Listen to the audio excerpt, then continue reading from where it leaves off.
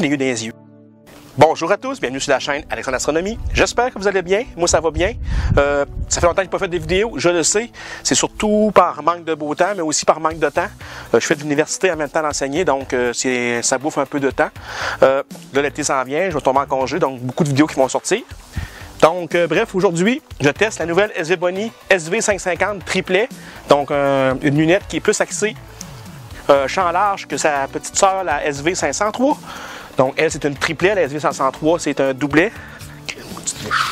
Donc, ce qui est spécial aujourd'hui, c'est que je le teste avec le réducteur Flatner de Star Arizona, le Apex ED 0.65X. Donc, ça va transformer ce télescope-là de f5.5 à f3.9.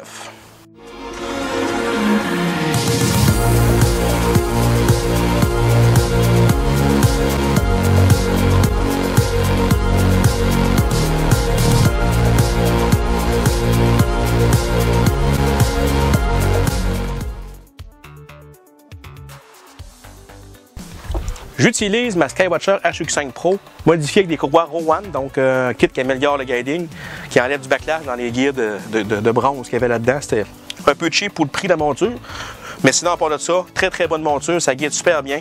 Je l'ai souvent chargé à sa limite, puis les contrepoids au bout. Puis même avec 30 livres de charge, j'ai toujours eu du bon guidage. Donc, assez impressionnant comme monture. Il y a juste le trépied que j'aime un peu moins, mais j'ai acheté un trépied comme neuf de QCR Pro. Puis je vais faire un adapteur à machiné pour être capable de mettre cette monture-là sur le tripode QCR qui est beaucoup mieux. Les tubes sont plus gros, les systèmes de verrouillage des pattes est beaucoup mieux aussi. Puis je vais utiliser celui-là pour ma Star Adventurer. Donc c'est ça pour la monture. Ensuite, avant de parler du télescope un peu plus, je voulais vous montrer aussi la plaque que j'ai faite. Donc, c'est une plaque d'accessoires finalement. En fait, les accessoires sont en permanence dessus. Le hasière, les straps chauffantes, le contrôle. Les fils sont aérapés. J'ai deux clames SVBONY qui sont dessus. Fait que là, je peux glisser le télescope. Donc, le but, c'est ça. C'est d'avoir la plaque en permanence, mais changer seulement le tube. Donc, on sauve beaucoup de temps. Pas de tie wrap et de gossage avec les fils. Ça se tient bien. Il n'y a pas d'accrochage à nulle part. Donc, c'est un avantage. C'est un petit projet que je me suis fait. Ensuite, pour le télescope, c'est le nouveau SVBONY SV550, comme je disais. C'est une construction triplet. Donc, c'est quand même dans les bons réfracteurs, je dirais. Après ça, c'est les quads, puis aussi les petites valves qu'ils appellent. Donc, triplet avec les verres FPS 51. Mon ancien Zenithstar 81, c'était un doublet avec des verres FPS 53. Mais selon mes recherches, c'est mieux d'avoir un triplet avec des verres un peu moins bons qu'un doublé avec des verres un petit peu meilleurs. Donc, j'ai fait des tests un peu la semaine passée, mais les conditions n'étaient pas bonnes, c'était dans la boucane.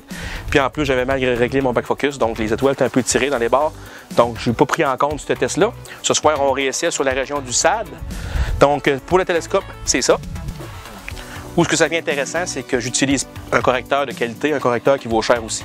C'est le Star Arizona Apex ED 0.65, donc lui, il y a un facteur de réduction de 0.65X, ce qui amène le télescope de 480 focales à 320, donc de f5.5 à f3.9, donc c'est assez rapide. Les seuls systèmes vendus d'origine qui font ça, c'est les Yaskar FRA, la série FRA avec le réducteur 0.7. En tout cas, ça les amène à peu près à la même focale que ça, f3.9 environ. Donc, sauf que lui, le setup-là vaut 2 fois moins cher, sans joke, là. Donc, le réducteur, j'ai hâte de voir ça. L'autre fois, j'avais pas un bon back focus, mais c'était déjà quand même bien. Là, j'ai réglé à 59 mm, comme dit sur le site. L'autre fois, j'avais fait ça vite en course parce qu'il y avait une fenêtre de beau temps. Puis, je vais essayer ça ce soir. Donc, c'est ça pour mon réducteur, mon petit setup pour ce soir. Pour le guidage, j'ai fabriqué. Ben, j'ai pas fabriqué, j'ai patenté ça. J'ai pris des anneaux du Gatescope, je les ai vissés directement sur les deux bagues de la lunette. Pourquoi? C'est pour descendre la gravité le plus possible, donc plus proche possible, gravité plus bas, moins d'inertie, c'est toujours meilleur pour le guidage. Donc c'est la SVBONY 60 mm f4. Donc j'en ai deux comme ça, j'en ai une, elle est permanente sur lui, puis j'en ai un autre que je peux switcher soit sur ma Samyang ou soit sur mon SkyMax 150. Le guidage, c'est la petite caméra ASI 120 CS, ça c'est la première caméra que j'ai eue depuis quand j'ai commencé l'astro en planétaire. Ça fait 5 ans qu'elle fonctionne, j'ai jamais eu de problème, mais vraiment solide. À noter qu'elle est vissée directement, donc j'ai pas de coulissant. C'est fixe là. Le focus, il est jamais dur à atteindre. Pour le guidage, c'est ça. Pour la caméra, on parle de ma vieille 0.71 MC Pro que j'ai acheté usagée à mon ami Maple Guy. Donc, elle fait toujours la job, encore et encore. Très bonne caméra, APS-C, 16 mégapixels, pas d'anglo. Assez bonne dans le bruit aussi, refroidi bien sûr. Je shoot à, à moins 5 degrés Celsius, donc rien à dire de plus là-dessus. Aussi, j'utilise un filtre IDAS NBZ pour aller chercher l'hydrogène dans la région du sable. Donc, pour ça, c'est pas mal ça. Ensuite aussi, le l'ASIR Plus, donc l'ASIR avec l'antenne, contrôle pas mal tout. La seule chose que je contrôle à part, c'est les straps chauffantes. J'aime autant prendre un contrôle à part, donc c'est le 1000 Aux Optical, donc j'ai acheté ça fait longtemps aussi. Il y a 4 sorties, j'en utilise seulement 2 pour le guide scope et la lunette principale. À noter aussi qu'il existe 2 versions de ce réducteur-là, le Star Arizona Apex ED.65, donc la version L et la version S. La version L est faite pour des focales de plus de 500 mm, puis la version S pour des focales de moins de 500 mm. Donc j'étais un petit peu embêté avec lequel prendre. J'ai choisi le S parce que c'est à 480 de focale. Donc on va le tester comme il faut à soir avec un back focus qui j'espère va être correct. J'ai aussi comme but de shooter avec la Star Adventurer, puis mon 14 mm avec lequel je vous filme, donc un petit nouveau, Rokinon 14 f2.8. Donc j'aimerais ça mettre ma caméra 585 dessus. Donc je sais que d'un coin à 14 mm comme ça ne sera pas corrigé comme il faut, c'est sûr et certain. Je vais l'essayer un peu avec la T3i, puis dans les coins ça fait dur pas mal, je m'en doutais, mais ça reste que c'est vraiment bon pour faire de la Voie lactée, il suffit de cropper. Donc le but ça va être de peut-être essayer de mettre le 585 dessus avec mon adapteur que j'ai. Mais le problème, c'est que je ne suis pas sûr d'être capable de le monter sans Star Adventurer ici parce que j'ai pas tous mes accessoires. Je suis comme un petit chalet ici dans un ciel Bortle 3, ce qui est fantastique. Donc, c'est à voir, on va voir. Puis si ça fonctionne, je vais essayer de shooter la région du cygne, qui va se lever là, le nord est là. Puis plus tard, déplacer la monture, ça se déplace bien. Puis shooter aussi le corps de la Voie lactée, fait que le scorpion et tout ça. Dans la tête. Dernière chose intéressante, c'est que Star Arizona font des adapteurs spéciaux pour visser directement dans les focuseurs. Puis, heureusement, la SV Bonnie est en M63 à la sortie ici. Puis, il était disponible. Donc, je vais vous le montrer. Je vais essayer de le dévisser à la bonne place. Il y a plusieurs spacers là-dedans pour atteindre mon 59 de back focus. Donc, le réducteur Star Arizona. Le IDAS NBZ, donc c'est un adapteur qui avec des filets M63, puis lui il visse directement. Donc j'ai pas de coulissant. Il se coulisse en 2 pouces, mais ça peut créer du tilt. Là, je suis solidement fixé, donc tant qu'à moi, c'est vraiment bon.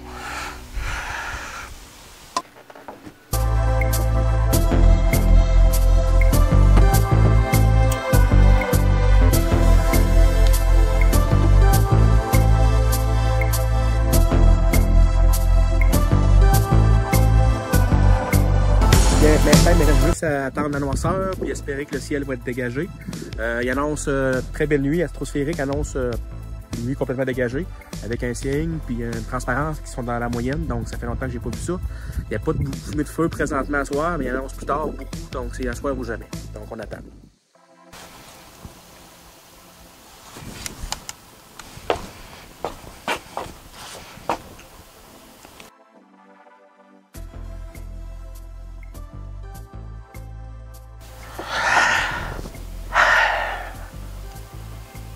Trois semaines plus tard, vous ne croyez peut-être pas, mais c'est vraiment 3 semaines plus tard. Je sais que vous le savez, c'est sûr que vous le savez. Peut-être parce que vous avez remarqué que mes cheveux ont poussé de 1 mm, peut-être parce qu'il y a une plante qui a poussé là, ou peut-être même parce que vous avez vu que le sapin qui est là, il a poussé de 14 mm. Je sais que vous le savez. Je sais que vous avez le logiciel Playtool pour arbres.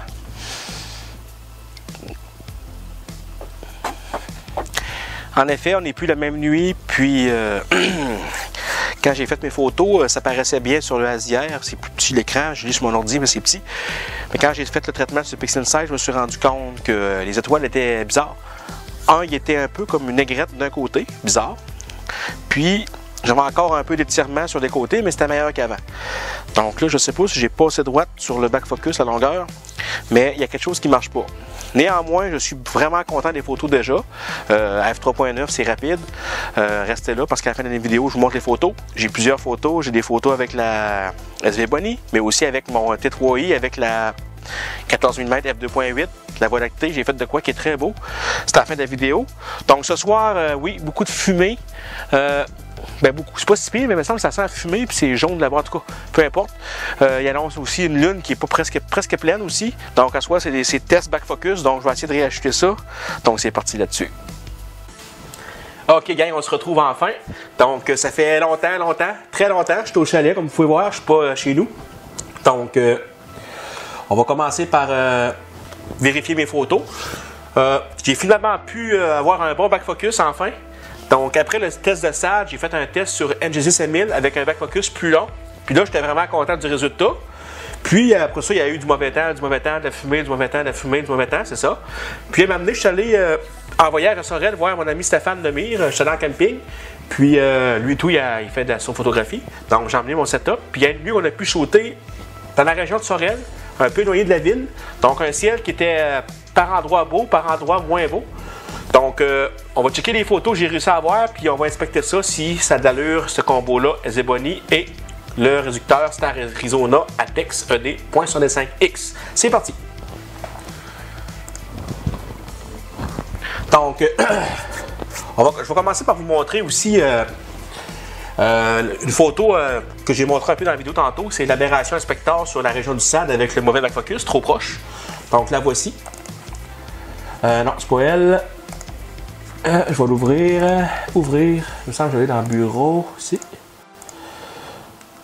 Donc, on constate rapidement que c'est étiré d'un côté, bien sûr. On a comme des petits oiseaux aussi, j'appelle ça des oiseaux. Donc, c'est sûr que là, on est trop proche. Quand c'est étiré en ligne vers l'extérieur, c'est trop proche. Puis si c'est en rond, c'est qu'on est trop loin. Donc là, c'était pas bon. On avait 55, donc le back focus normal d'une ZWO normalement. Mais pour le Apex, selon la charte, ça prenait plus. C'était un premier test. Donc, on met ça là. Je peux vous montrer aussi une brute complète du SAD aussi. Ce que je vais vous montrer ici, c'est surtout que là, on a vraiment beaucoup de signal. On parle ici d'une brute de 300 secondes.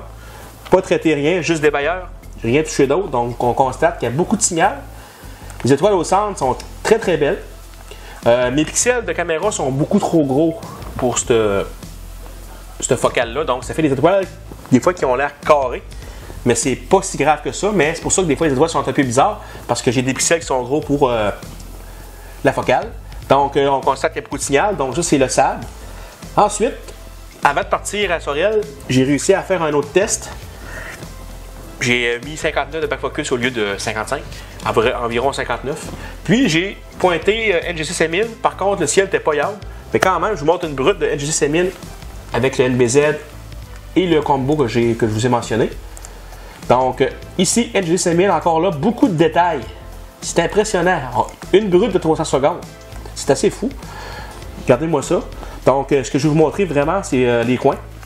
Donc, si on va ici, on constate que les coins sont extrêmement beaux. Assez beau aussi, un petit peu de déformation. Mais ce qu'il faut savoir aussi, c'est qu'un réducteur de 0.65X, c'est bien dur d'avoir une image parfaite. En APS-C surtout. Lui, il est fait pour APS-C maximum, limite. Puis, plus qu'on réduit, plus que la courbature est grosse, plus que ça prend des éléments de qualité pour réussir à avoir une photo qui a de l'allure. Mais là, je suis vraiment surpris. Pour 0.65X, ça a bien de l'allure. L'autre coin, j'ai peut-être un peu de tilt. On constate ici que c'est comme si je serais un peu trop loin. Ça se déforme, mais en rond. Mais pour moi, c'est pas grave. Si on est des pixels peepers, ça se peut que c'est grave, mais pour moi, c'est très très correct. Le coin d'en bas aussi, très très joli aussi. Donc c'est ça. On constate que j'ai peut-être un petit peu de tilt, mais pour moi, c'est vraiment acceptable. Donc, une brute NGC 5000, beaucoup de détails, beaucoup de signal. On voit comment vraiment beaucoup le mur déjà. C'est assez impressionnant. F3.9, bien sûr.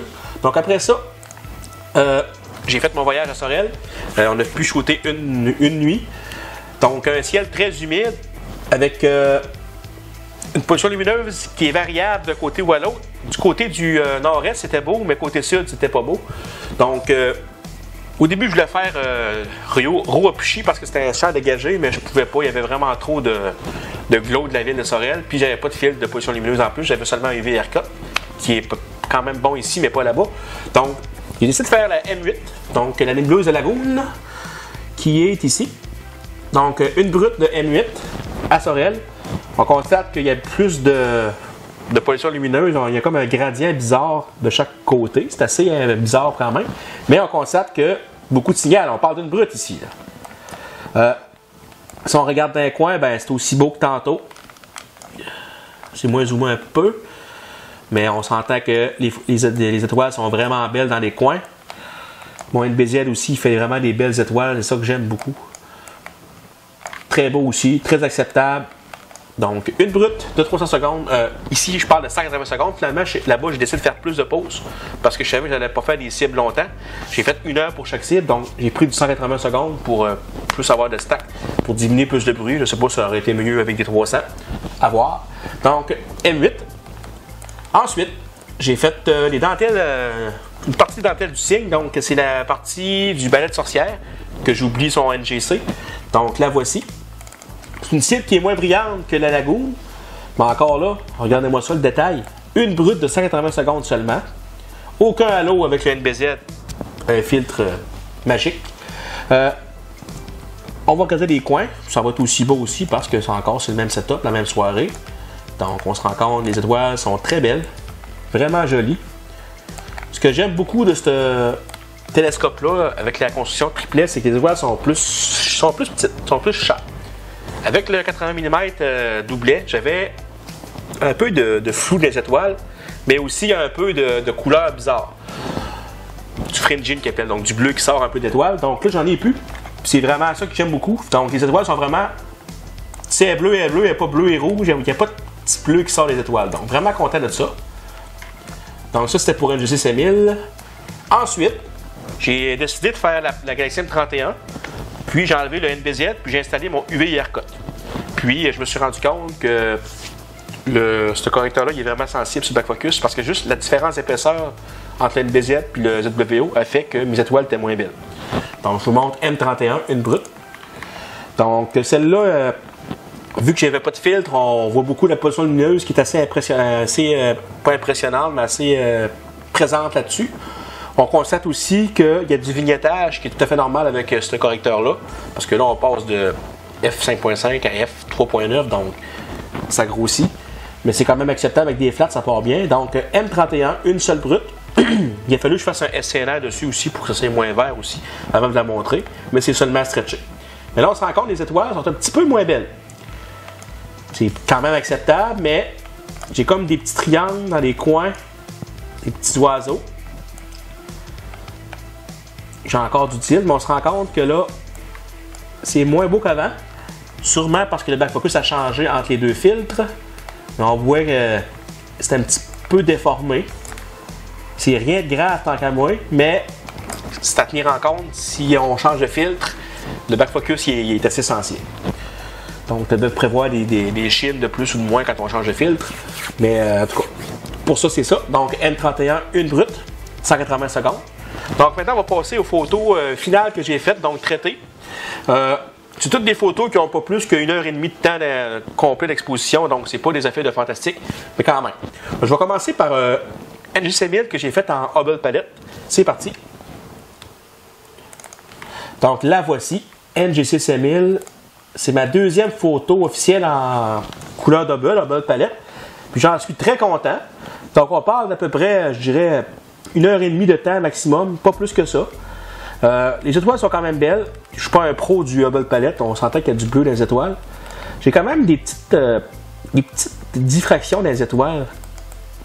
Ça, je pense, c'est dû au correcteur, mais je trouve, ben là, c'est pas égal, mais c'est quand même pas laid, je vous dirais. Donc, NGC 5000, on constate qu'il y a beaucoup de détails aussi là-dedans. Vraiment impressionnant. Regardez-moi ça, le mur, on parle d'un télescope de 80 mm, on ne parle pas d'un télescope qui a 200 diamètres, qui a un meilleur pouvoir de définition. Donc, assez impressionnant là-dessus. Fait que NGC 5000, environ 1h30, 2 heures au maximum, me semble quand même impressionnant. Ensuite, j'ai fait... les 3 prochaines photos sont faites à Sorel. Donc, voici ici. Je vais commencer par la Lagoon. Donc, ici, 1 heure seulement sur la Lagoon. Avec des pauses de 180 secondes. C'est impressionnant les détails qu'on peut y retrouver. Regardez-moi ça. Très, très belle photo. Même comment elle s'appelle, donc? Le cocoon, la nébuleuse du cocon. Très impressionnant aussi. Une fois stretché, une fois stacké, on voit plus les défauts des étoiles. Mais encore là, c'est quand même très bien. Une petite déformation mineure, vraiment dans les extrêmes coins. Mais sinon, je suis très content du résultat. Ici aussi, on constate une petite déformation. J'ai pas fait de réduction d'étoiles en tant que telle. C'était vraiment pour juste pour voir ce que j'avais sorti. Je savais que je n'avais pas fait de miracle avec le ciel qu'il y avait là-bas. Mais ça reste très impressionnant aussi. Donc ici, la Lagoon M8, 1 heure de pause. Ensuite, j'ai fait le balai de sorcière, comme j'avais dit tantôt. Fait que ça, je suis assez content du résultat. Vraiment, là, regardez-moi ça. Les détails là-dedans. C'est assez impressionnant. On voit toute la petite ligne ici. On voit aussi les gaz un peu plus ténus qui sont en arrière ici. C'est quand même assez impressionnant. Encore là, traitement assez rapide. Parce que je savais qu'avec 1 heure, je ne peux pas faire vraiment de miracle. Mais si on constate, on peut constater qu'on voit du rouge aussi, de l'hydrogène autour de la nébuleuse, du complexe. Donc, F3.9, ça ramasse beaucoup de photons. Parce que ça, on parle d'1 heure, on ne parle pas de 10 heures. Donc, assez impressionnant, F3.9. Finalement, j'ai fait aussi la Galaxy M31, que j'ai réussi à bien traiter malgré les étoiles un peu drôles. Donc, voici M31. Donc, on parle ici encore d'1 heure de pause. Encore là, un traitement assez rapide. Assez content aussi, mais les étoiles sont un peu plus déformées à cause que là, j'avais plus même back focus. On voit des petits oiseaux aussi. Donc, c'est sûr qu'à cette réduction-là, ça peut arriver. Mais en général, pour 1 heure de pause à Sorel, c'est très bien. Dans la Galaxy, c'est quand même assez résolu aussi. Le poids de définition est quand même très bon de ce télescope-là. Avec les triplés, là, ça paraît beaucoup. On commence un peu à avoir des poussières dans la petite Galaxy satellite, que j'oublie toujours si c'est M32 ou M32 puis M100. M110, je pense. M110, ouais. Je les oublie. Les petites régions d'étoiles bleues qui sont plus jeunes dans la Galaxy. Donc, je suis assez content du résultat. Bon, et bien, j'espère que la vidéo vous a plu. Peut-être un peu longue comme vidéo, mais donc, il y a des choses à dire aussi. Donc, franchement, je suis content du petit combo qu'on a ici. Apex D.65 et la Zeboni 550 triplet. Donc, je pense que je vais regarder ça, ces setups-là. Je suis assez content. On constate qu'à F3.9, on a quand même des photos assez rapidement. Donc, 1 heure, on a une belle photo qui est présentable. Donc, c'est un peu tout pour ça. Je suis en train d'oublier aussi, j'ai pu prendre dans la soirée, la première soirée, j'ai pu prendre aussi ma lentille 14 mm f2.8 Rokinon, elle qui filme présentement. Puis j'ai pu faire une belle photo de la Voie lactée. J'ai traqué la Voie lactée, j'ai fait un timelapse aussi, mais j'ai aussi fait une photo combinée avec la grange qu'il y a ici à côté du chalet. Donc je vous montre ça. Puis attention à vous autres et bon ciel.